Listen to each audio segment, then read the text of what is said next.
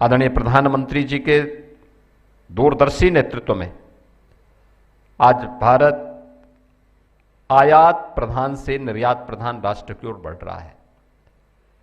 भारत की defence manufacturing के क्षेत्र में आत्मनिर्भरता, यानी हम लोग जिसके बारे में सोचते थे पहले, हर बात के लिए हमें दुनिया पे निर्भर रहना पड़ता था। दूसरों पर निर्भरता के दुष्परिणाम क्या होते हैं आपने अभी हाल ही में देखा होगा। किस प्रकार की स्थितियां गल्फ वार के दौरान दुनिया के अंदर देखने को मिली हैं। ऐसा नहीं कि हम इन सभी कार्यों को कर न सकते हो, हमें उन आवश्यकताओं के लिए अपने आप को तैयार करना होगा। और मेरा मानना है कि पेट्रोलियम प्रोडक्ट के उसमें हम लोग उन सब चुनौतियों को जूझ चुके हैं, देख चुके हैं। उसके विकल्प हमारे पास मौजूद हैं। खैर, उस पर चर्चाएं होंगी, लेकिन फिर भी हमें इस बात को ध्यान में रखना होगा कि भारत का जो डिफेंस मैन्युफैक्चरिंग में आज से कुछ वर्ष पहले तक कुल 600 करोड़ रुपए का जो डिफेंस उत्पाद हमारा निर्यात हो पाता था, पिछले कुछ वर्षों के अंदर जो प्रयास प्रारंभ किए गए हैं, आज उसका परिणाम क्या है। भारत 38,000 करोड़ रुपए से लेकर के 50,000 करोड़ रुपए के रक्षा उत्पाद को निर्यात करने की सामर्थ्य विकसित कर चुका है और इसको तत्परता के साथ आगे बढ़ा रहा है और अपने मित्र देशों को भी ये उत्पाद उपलब्ध करवा रहा है। हम सब इस दिशा में आगे बढ़ने के लिए तैयार हैं और मुझे बताते हुए प्रसन्नता है कि उत्तर प्रदेश ने जो अपने 6 strategic nodes defence industrial corridor के अपने यहाँ विकसित करने की कार्रवाई प्रारंभ की है, उसके बेहतरीन परिणाम आए हैं। लखनऊ, कानपुर, झांसी, आगरा, अलीगढ़ और चित्रकूट, यहाँ पे हमारे पास 35,000 करोड़ रुपए से अधिक के निवेश के प्रस्ताव आज जमीनी धरातल पर उतरते हुए दिखाई दे रहे हैं। सरकार ने हमारे बड़ा लैंड बैंक भी तैयार किया है। अपनी डिफेंस एंड एरोस्पेस की पॉलिसी के माध्यम से हर उस इन्वेस्टर को जो इस क्षेत्र में कार्य करने का इच्छुक है, उसे हम यहाँ पे उत्तर प्रदेश के अंदर इंसेंटिव भी उपलब्ध करवा रहे हैं, पॉलिसी का लाभ दे रहे हैं, लैंड बैंक में पर्याप्त लैंड उपलब्ध करवा रहे हैं। और मुझे प्रसन्नता है कि अलीगढ़ नोड छोटे हथियारों और रक्षा उपकरणों तथा अन्य सैन्य सामग्रियों के निर्माण के रूप में यह केंद्र उभरा है। इसके साथ ही कानपुर, जो परंपरागत रूप में कभी पूर्व का मैनचेस्टर कहलाता था, आज कानपुर में गोला बारूद, missile, defence textile and protective gear के निर्माण का कार्य और उसका केंद्र बिंदु बन गया है। अडानी डिफेंस सिस्टम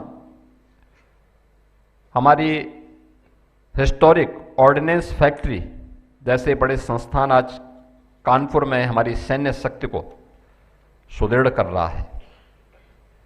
लखनऊ और झांसी नोड्स, लखनऊ में ब्रह्मोस मिसाइल और हैवी डिफेंस मैन्युफैक्चरिंग पर हम लोगों ने केंद्रित किया है। ब्रह्मोस एरोस्पेस की उपस्थिति सुनिश्चित करती है कि हमारी सेना नेक्स्ट जनरेशन सुपरसोनिक मिसाइल से यहां पे सुसज्जित हो चुकी है। चित्रकूट और आगरा नोड्स में भी हम लोगों ने एरोस्पेस और डिफेंस में प्रिसीजन इंजीनियरिंग के लिए इसको हम विकसित कर रहे हैं ताकि हमारा स्पेस सुरक्षित रह सके। कि ये सिंपोजियम केवल एक यहां पर आकर के एग्जीबिटर्स आकर के अपने प्रोडक्ट को शोकेसिंग ही नहीं कर रहे हैं,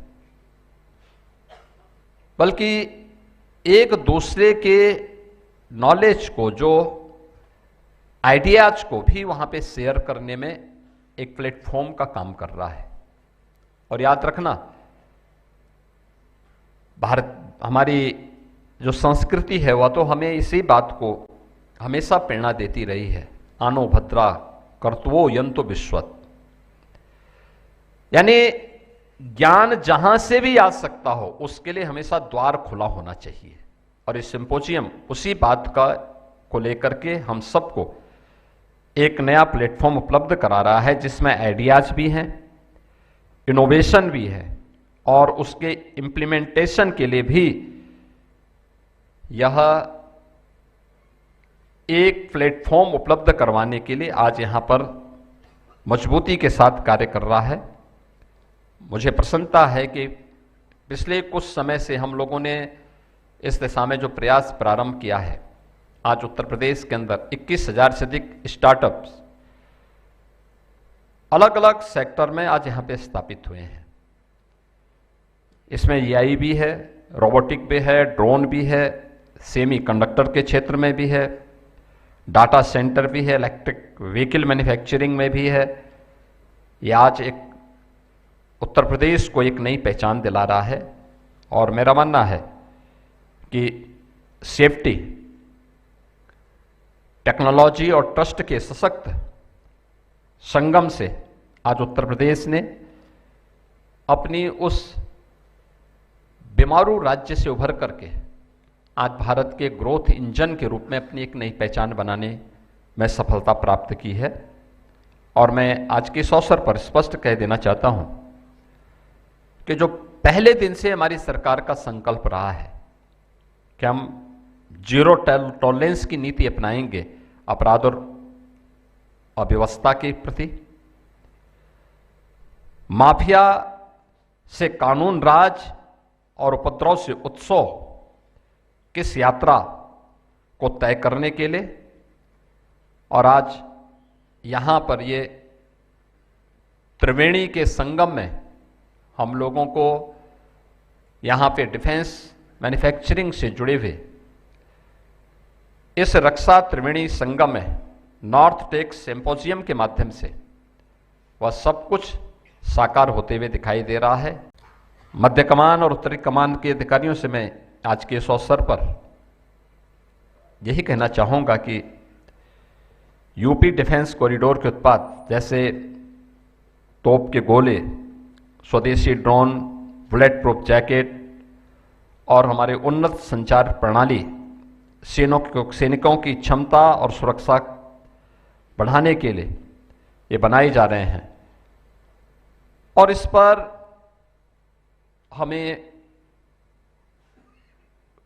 जितना भी सहयोग राज्य सरकार के स्तर पर होगा, हम इसको भरपूर सहयोग कर रहे हैं।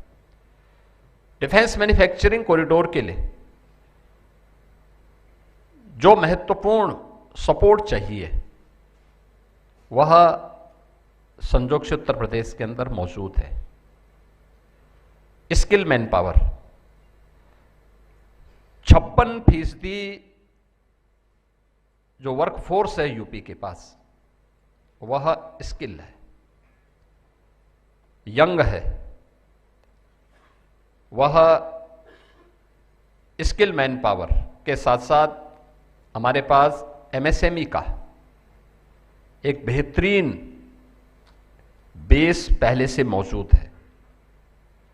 96 लाख एमएसएमई यूनिट उत्तर प्रदेश के अंदर वर्तमान में कार्यरत हैं, जिसमें हार्डवेयर से लेकर के लेदर से लेकर के टेक्सटाइल से जुड़े हुए और प्रत्येक सेक्टर से जुड़े हुए एमएसएमई का एक बेहतरीन बेस होने का लाभ भी यहां पे प्राप्त होगा।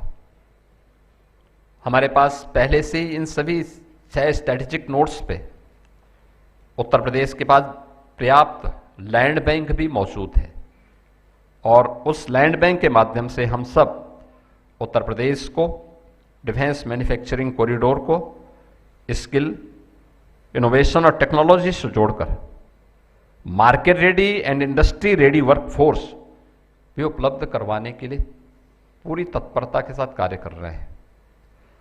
हम लोगों ने राज्य सरकार के स्तर पर भी आईआईटी कानपुर के साथ में हम ड्रोन के सेंटर ऑफ एक्सीलेंस को विकसित करने के दिशा में कार्य कर रहे हैं। उत्तर प्रदेश